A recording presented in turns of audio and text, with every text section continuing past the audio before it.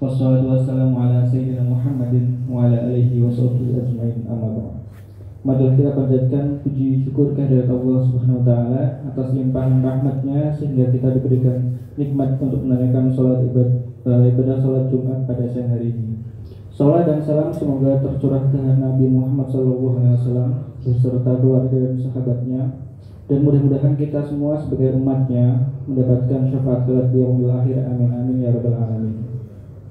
Jamaah salat Jumat Masjid Fisabilillah yang dirahmati Allah, sebelum pelaksanaan salat Jumat pada siang hari ini ada beberapa hal yang ingin kami sampaikan. Yang pertama, kami menghimbau agar para jamaah mengisi saf-saf yang kosong di depannya terlebih dahulu. Kemudian kami menghimbau agar para jamaah menonaktifkan atau men-silent HP, serta agar tidak berbicara pada saat khatib menyampaikan khutbah, supaya tidak mengganggu rangkaian ibadah sholat Jumat. Pada Jumat hari ini yang terdiri sebagai khatib, imam dan khatib yaitu Ustaz Nana Sumarnalisi yang sudah hadir di tengah kita. Kemudian azan akan dikumandangkan oleh Ustaz Rahmat Sutarman. Selanjutnya malah kita sama-sama membaca suratul Fatihah dengan harapan agar kita dan keluarga kita senantiasa diberikan kesehatan, dimudahkan rezeki, dikuatkan iman dan Islam, serta berada dalam bimbingan dan naungan Allah Subhanahu wa taala. Ala hadiniyah wa ala kulli niyatin shalihah. Al-Fatihah. Assalamualaikum warahmatullahi wabarakatuh. Allahu akbar, Allahu akbar. Allahu akbar, Allahu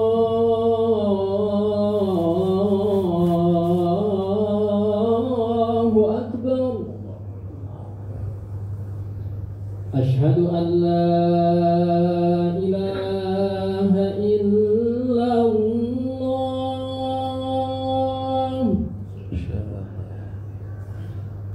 Ashhadu an la ilaha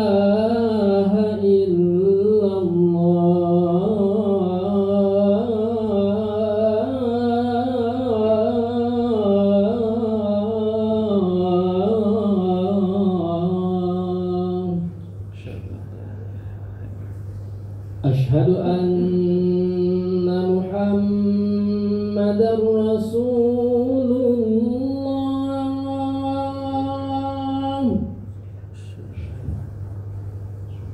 Ashhadu anna Muhammadar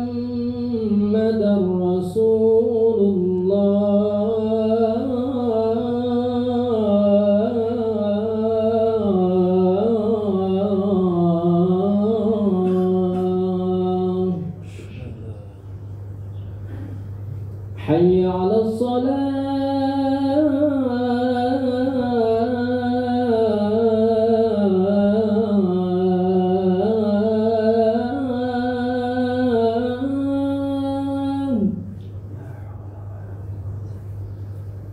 Hayya 'alas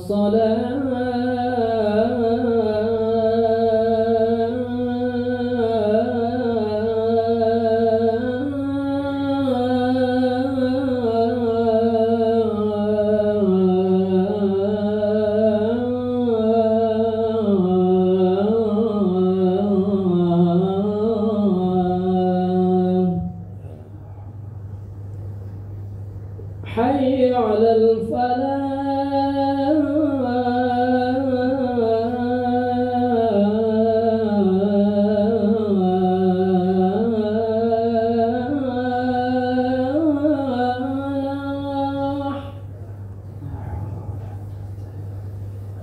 Hayya 'alal falah.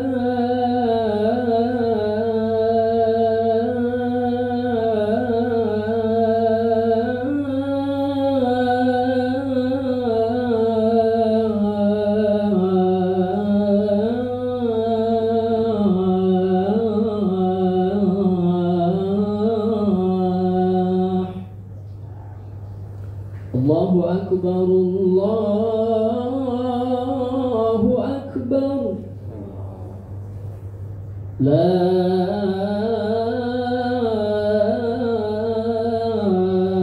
ilaha illallah.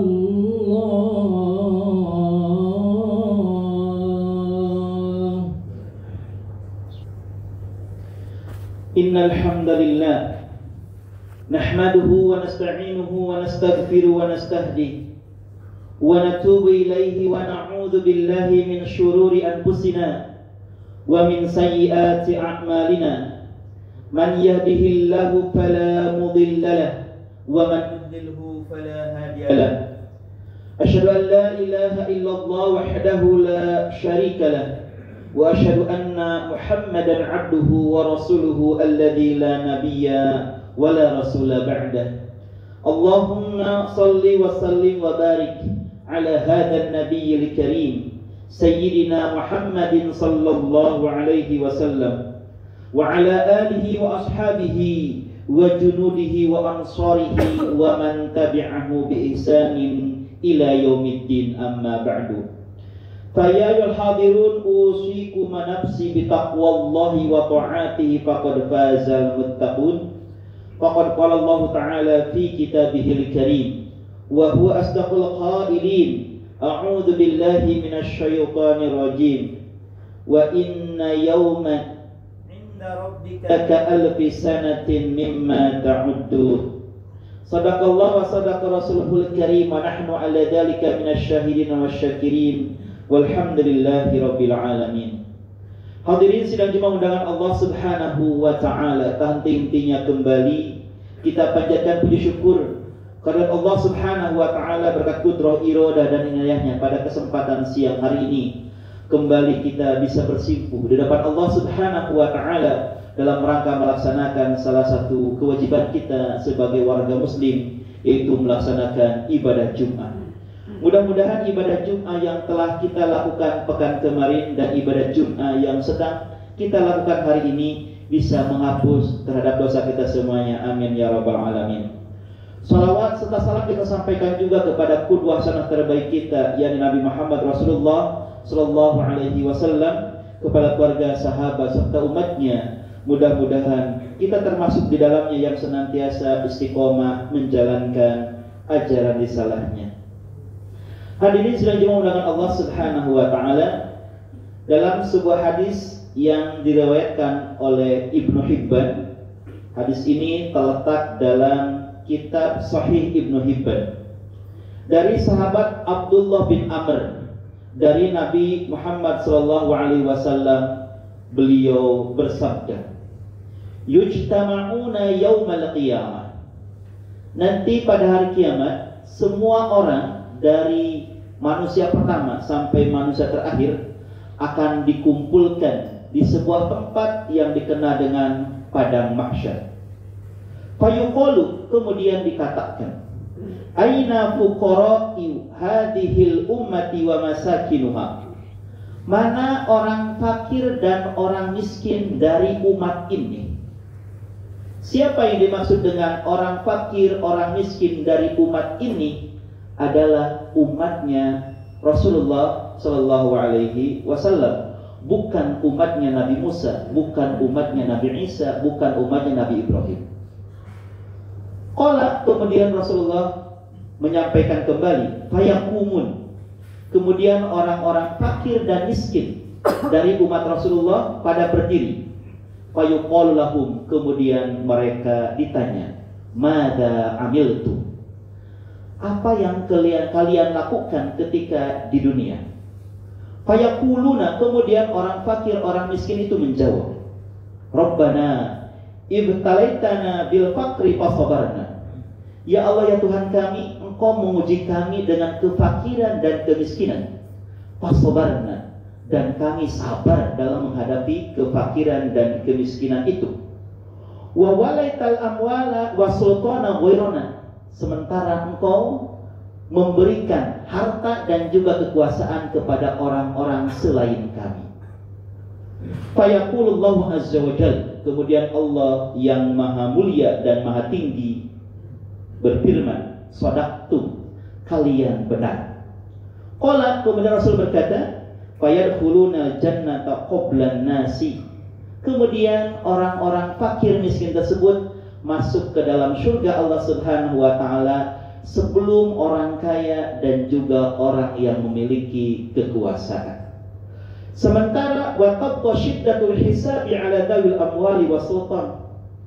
Sementara hisaban yang luar biasa akan dirasakan oleh orang-orang yang memiliki harta dan juga kekuasaan.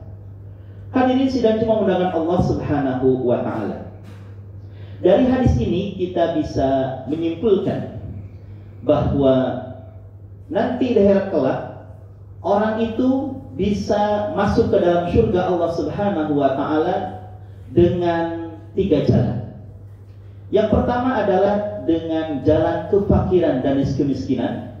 Yang kedua adalah dengan harta kekayaan yang dimiliki. Dan yang ketiga adalah dengan kekuasaan jabatan yang dia miliki.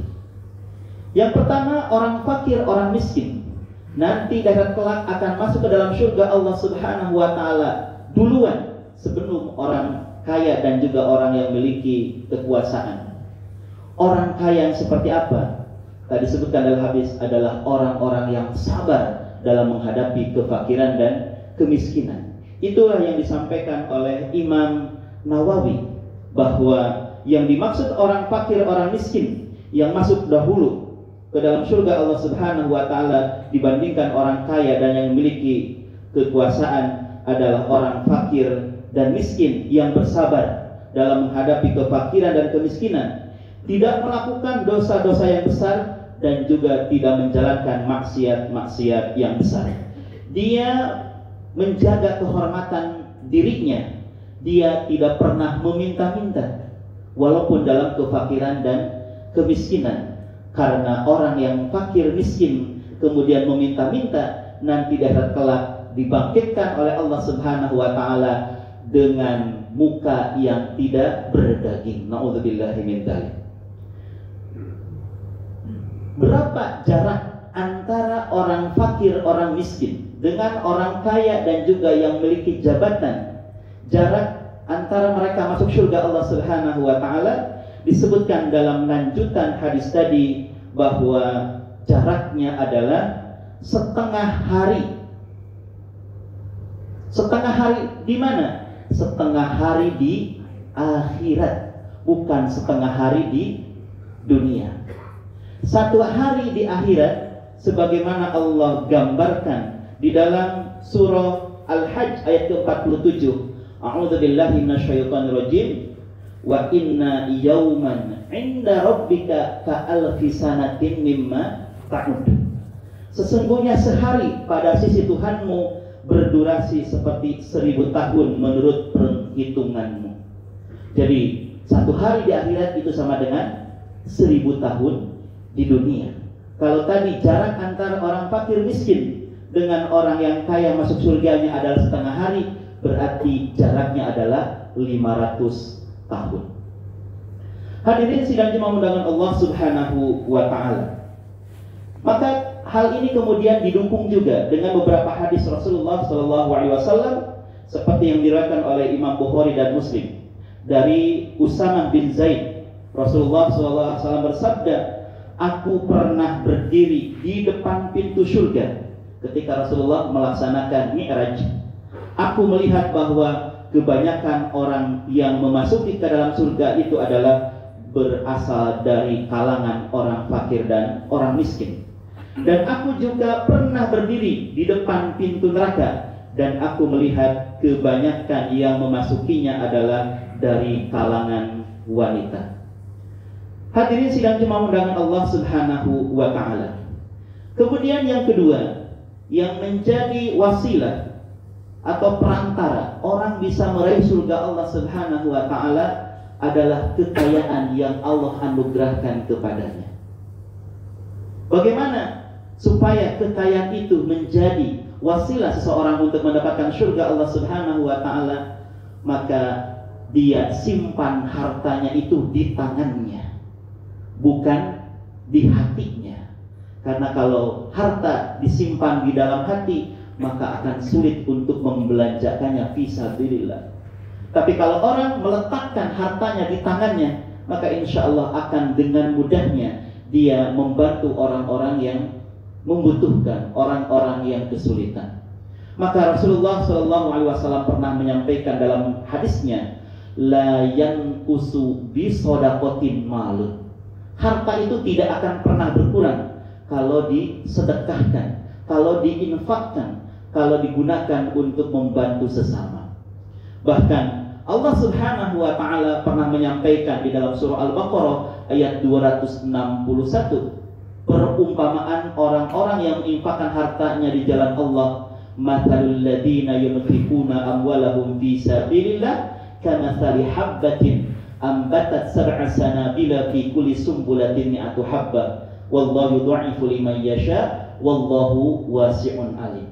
Jadi perumpamaan orang menginfakkan harta di jalan Allah itu ibarat sebuah biji ditanam, kemudian dia tumbuh, kemudian melahirkan 7 cabang, 7 ranting. Dari setiap ranting kemudian mengeluarkan 100 biji, maka jumlahnya adalah 700 kali lipat. Bahkan kata Allah, wallahu yudha'ifu liman yasha. Allah akan melipat gandakan lebih dari 700 kali lipat bagi orang yang Allah kehendaki. Maka kita tidak akan pernah menemukan orang rajin sedekah kemudian hidupnya sengsara, melarat. Tidak akan pernah menemukan hal itu. Justru orang yang rajin bersedekah, maka kehidupannya akan semakin berkah. Banyak orang yang mendoakan kebaikan untuknya. Maka kalau kita lihat hadirin ikhwatal iman rahimakumullah, para sahabat zaman Rasulullah SAW adalah orang-orang yang dijamin masuk surga Allah Subhanahu wa taala karena salah satunya mereka gemar bersedekah, berinfak. Ada yang namanya Abu Bakar Siddiq radhiyallahu anhu. Beliau pernah menginfakkan seluruh hartanya.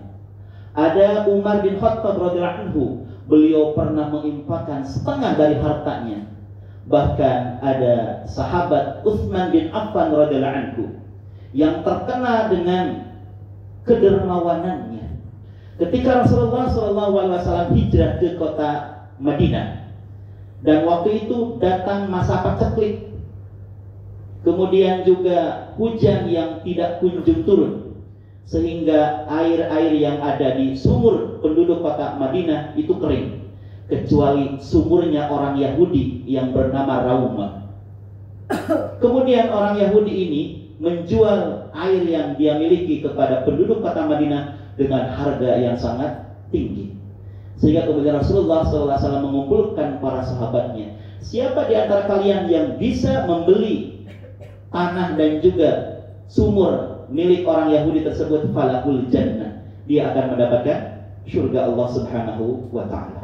Maka kemudian Utsman bin Affan mengutus ajudannya untuk bernegosiasi membeli tanah tersebut. Tapi ternyata orang Yahudi ini tidak mau menjualnya, hanya mau menjualnya separuh dari aset yang dia miliki.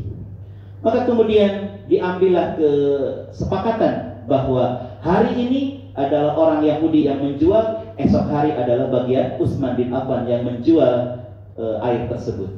Maka apa yang terjadi?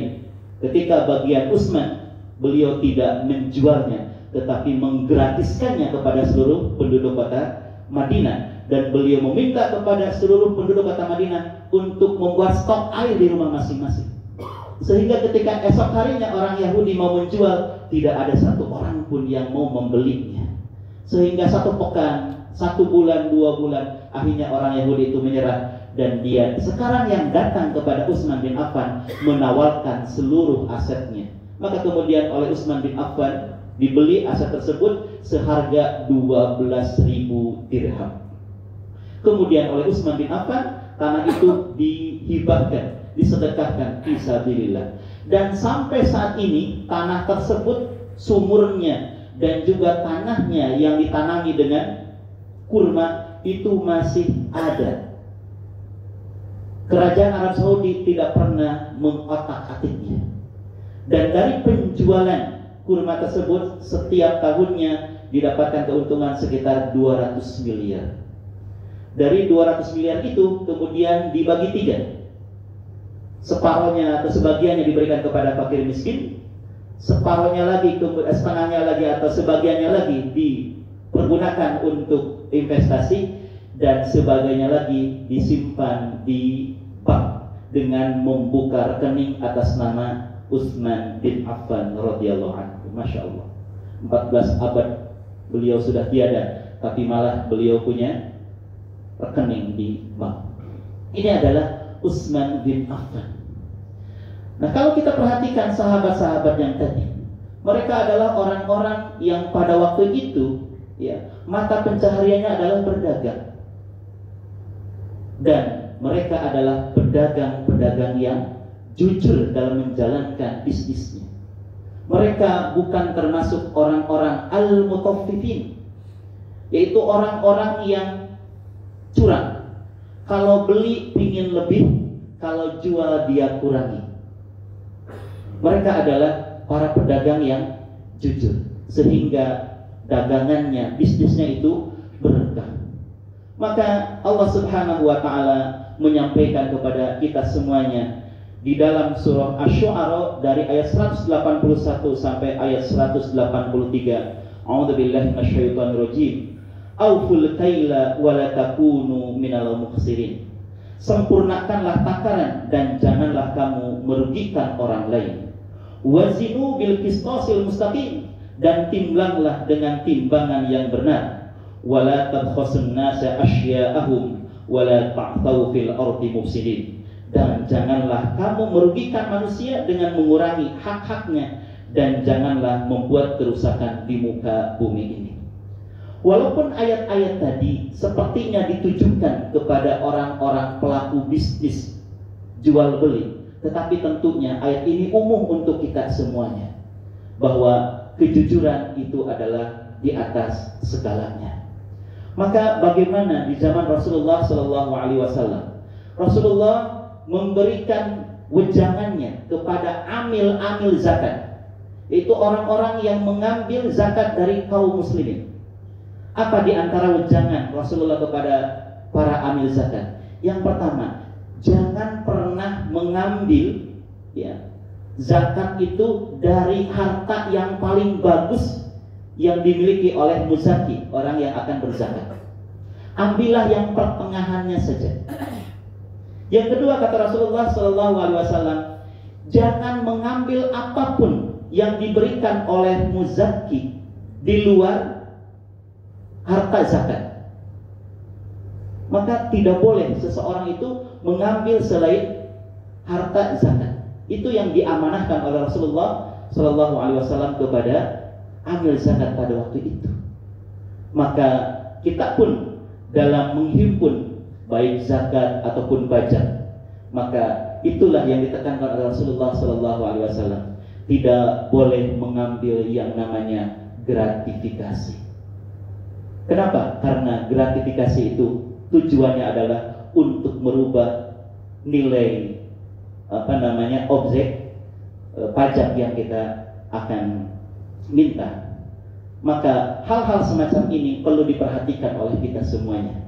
Kenapa? Karena Rasulullah SAW pernah menyampaikan dalam hadis Imam Tirmidzi dan Imam Ad-Darimi, la tazulu qadama 'abdin yaumal qiyamah hatta yus'alu an umrihi fima afna wa an ilmihi fima fa'al wa an malihi min aina tasabahu wa fima anfaqahu. Kata Rasulullah SAW, tidak akan bergeser kedua kaki seorang hamba dari hadapan Allah Subhanahu wa Ta'ala kecuali kalau dia sudah bisa menjawab 4 pertanyaan. Pertanyaan yang pertama adalah umurnya dihabiskan buat apa?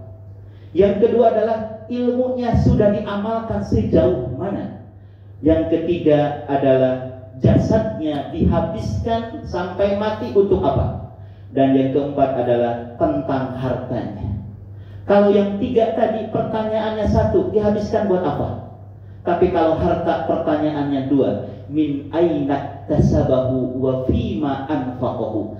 Dari mana kau dapatkan, dikeluarkan kemana, dibelanjakan kemana? Maka harta itu input dan outputnya harus halal. Tidak boleh harta itu didapatkan dari yang haram kemudian dibelanjakan kepada yang halal, atau dari yang halal kemudian dikeluarkan kepada yang haram. Apalagi yang ketiga, paling rugi adalah harta didapatkan dari yang haram dikeluarkan kepada yang haram. Na'udzubillah min dzalik.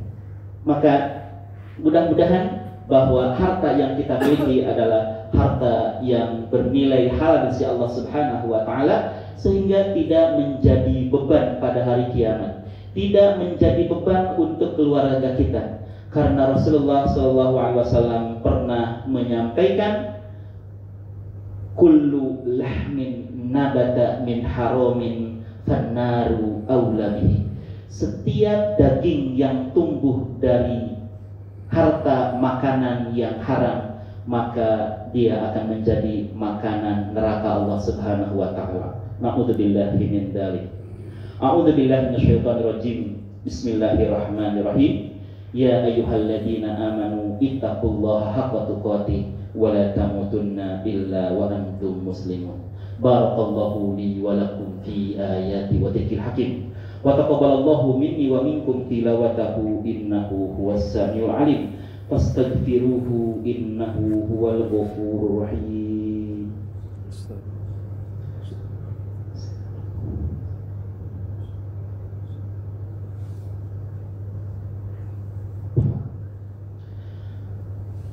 Alhamdulillah.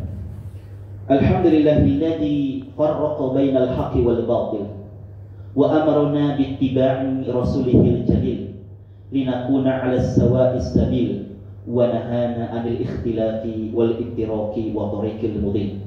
Asyhadu an la ilaha illallah wahdahu la syarika lah wa asyhadu anna Muhammadan 'abduhu wa rasuluhu alladzi la nabiyya wa la rasula ba'dah. Allahumma shalli wa sallim wa barik 'ala hadzal nabiyil karim Sayyidina Muhammadin sallallahu alaihi wasallam wa ala alihi wa ashabihi wa junudihi wa ansarihi wa man tabi'ahu bi ihsanin ila yaumiddin, amma ba'du. Fa ya hadirun usikum wa nafsi bi taqwallahi wa ta'ati faqad fazal muttaqun.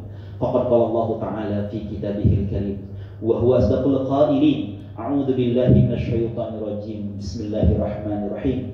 Innallaha wa malaikatahu yusalluna 'alan nabi. Ya ayyuhalladzina amanu sallu 'alaihi wa sallimu taslima. Allahumma salli 'ala sayyidina Muhammadin fil awwalin wal akhirin. Waradallahumma an sadatina Abi Bakr wa Umar wa Uthman wa Ali wa sahabati ajma'in wa tabi'ina wa tabi'ihim bi ihsanin ila yaumiddin.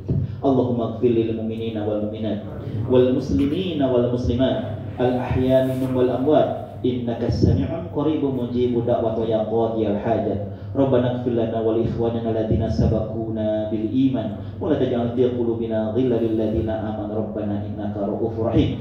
Allahumma inna nas'aluka ridhaka wal jannah wa na'udzu bika min sakhatika wan nar. Allahumma inna nas'aluka husnal khatimah wa na'udzu bika min su'il khatimah. Na'udzu bi kalimatillahi tammati min syarri ma khalaq. Bismillahilladzi la yadurru ma'asmi syai'un fil ardi wa la fis sama'i wa huwas samiul 'alim. Allahumma 'afina fi abdanina, Allahumma 'afina fi asma'ina, Allahumma 'afina fi absarina, Allahumma 'afina fi qulubina. Allahumma ansur mujahidina fi Filastin, Allahumma ansur ikhwanana mustad'afina fi Filastin wa fi Gaza wa fi kulli zamanin wa fi kulli makan. Wa dammir a'da'ana a'da'ad-din ya rabbal alamin.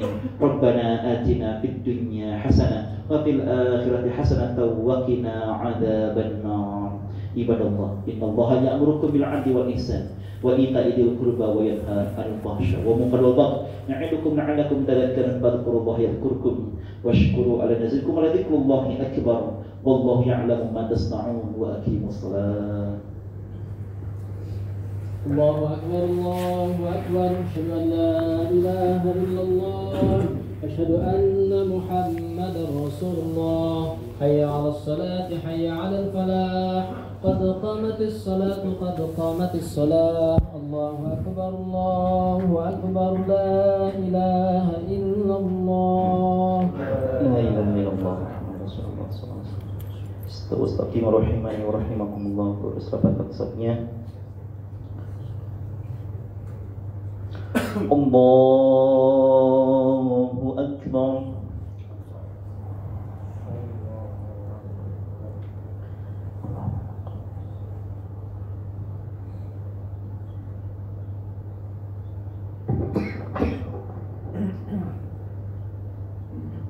Bismillahirrahmanirrahim.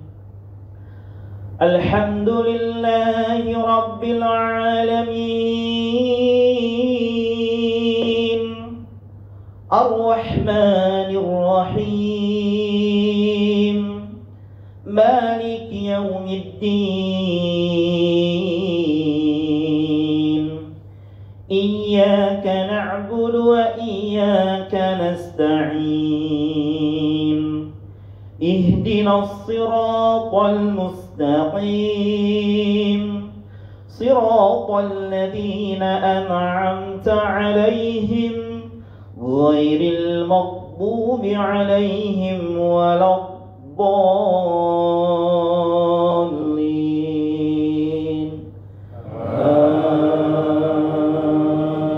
آمين. يا أيها الذين آمنوا كتب عليكم القصاص في القتلى الحر بالحر والعبد بالعبد والأنثى بالأنثى فمن عفي له من أخيه شيء فاتباع بالمعروف وأداء إليه بإحسان ذلك تخفيف من ربكم ورحمة فمن اعتدى بعد ذلك فله عذاب أليم ولكم في القصاص حياة يا أولي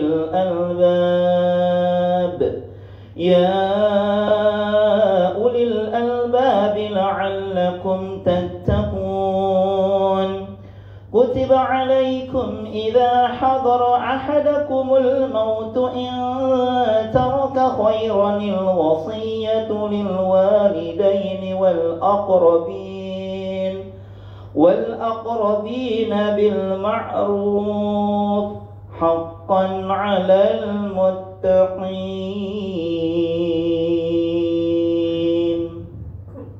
الله أكبر. سمع الله لمن حمده. الله أكبر.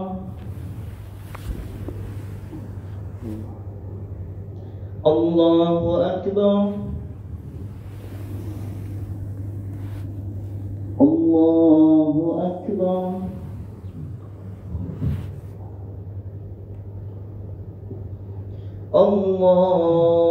الله أكبر. بسم الله الرحمن الرحيم الحمد لله رب العالمين الرحمن الرحيم مالك يوم الدين إياك نعبد وإياك نستعين اهدنا الصراط المستقيم صراط الذين أنعمت عليهم غير المغضوب عليهم ولا الضالين.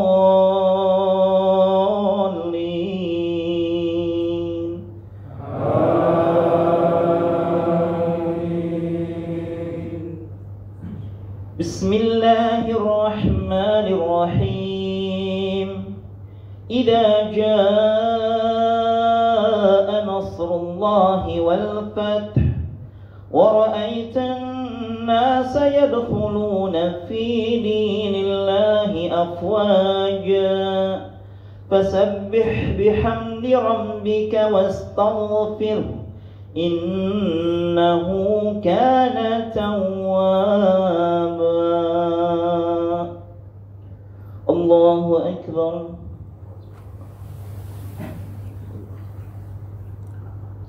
سمع الله لمن حمده.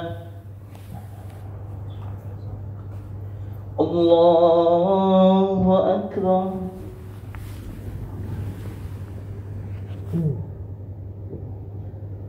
الله أكبر.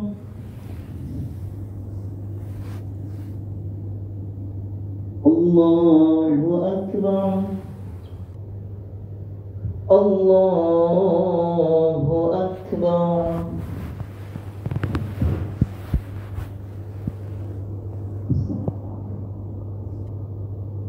السلام عليكم ورحمة الله.